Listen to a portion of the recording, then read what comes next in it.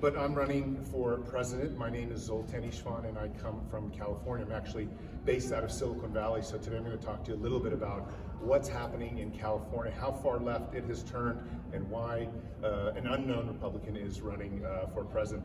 I used to belong to the Libertarian Party and I ran for governor in California, almost on the same sort of premise.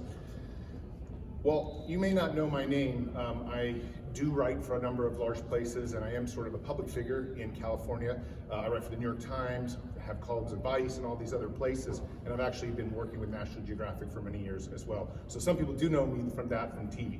But what I'm here today and why I'm running for president is because Silicon Valley, where now some of the largest companies in the world are, Apple, Google, and a number of others, are dangerously turning left.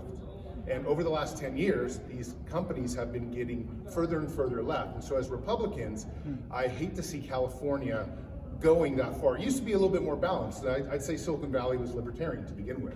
And so at least there was this emphasis on small government, emphasis on little regulation, and things like that. But right now what's happening is it's just gone so far that you have all this kind of woke culture, you have all these people that you can't say anything. And of course, as you hear, the stories are true. We have the worst homeless problem in the nation. We also have the largest amount of people that are living in poverty, about 13 million of them.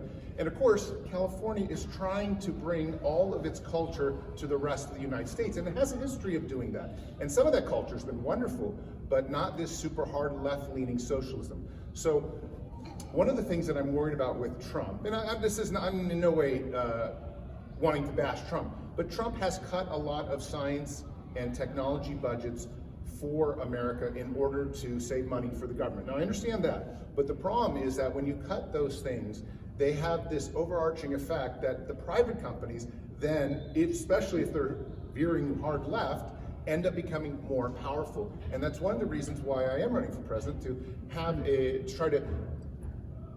well, obviously I probably won't win in the next year, but there is a good chance that maybe I could raise my stature and in 8 or 12 years actually win the presidency. But the same principles would apply, where I would be trying to bring back science and technology innovation to America in a way that really makes a real difference.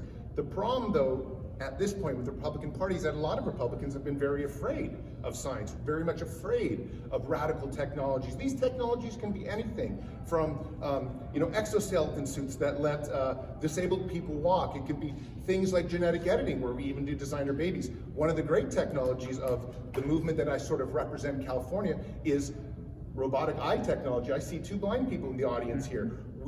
Some of the companies that I work with are the companies that are working on technologies that will eventually, someday, replace some of your organs to make them more functional. But unless you have a government that supports those kinds of things, that will never happen in America. And what's happening instead is China, our sort of, I don't want to say our arch adversary, but they're starting to become the leaders in artificial intelligence, in these new kinds of transhuman technologies, in the genetic editing race that's out there. And if that continues to happen in 5 years, or let's say 5 years from now, you're going to have candidates in front of you, or actually it'll be about 7 years from now, you'll have candidates in front of you who are saying, wow, we're behind China. Right now we're not behind China, but we will be in probably the next 3 to 5 years. China will surpass our economy. They will have more billionaires than us. They will have a larger gross domestic product, and of course they'll just be wealthier. And they're an authoritarian nation. So one of the things I am running is maybe to even get Trump's attention, where he would say, you know what, it's time that we actually start advocating for radical science and technology in the government again. We really start funding these things. We make NASA back to its greatness that it once was. Because it's one thing to try to bring back jobs to the automobile industry, but you have to understand the automobile industry is tiny compared to the net worth of Apple or to the net worth of Google, where I come from. These are trillion-dollar companies. GM is, a $7 billion company. We're talking about now these companies are 30, 40 times the size, in some cases 100 times the size. So these companies need more input from the government in order to be a better country. And that's one of the reasons why I'm running, to really bring a science and technology message to the Republican Party, so that it will say, you know what, forever Democrats have owned this side of the world, owned technology, owned science. but the Republicans should own and moving forward into the future, because if we do so, we can turn Silicon Valley back to a more balanced picture, and then we're not going to end up like California with tons of homeless, tons of poverty, and tons of just, I suggest, it's despair at this point in California with so much of its overbearing regulation. I don't want that to happen. That's why I'm running for president. If you're interested in voting for me, I would love you to do that. I'm going to be doing a few other caucuses tonight, and if you just want to find out more about my work, my name is Zoltan Istvan, and I write for a number of places, including the New York Times, and I'd love you to explore some of the things and ideas I've been talking about here tonight. Thank you. Say your name.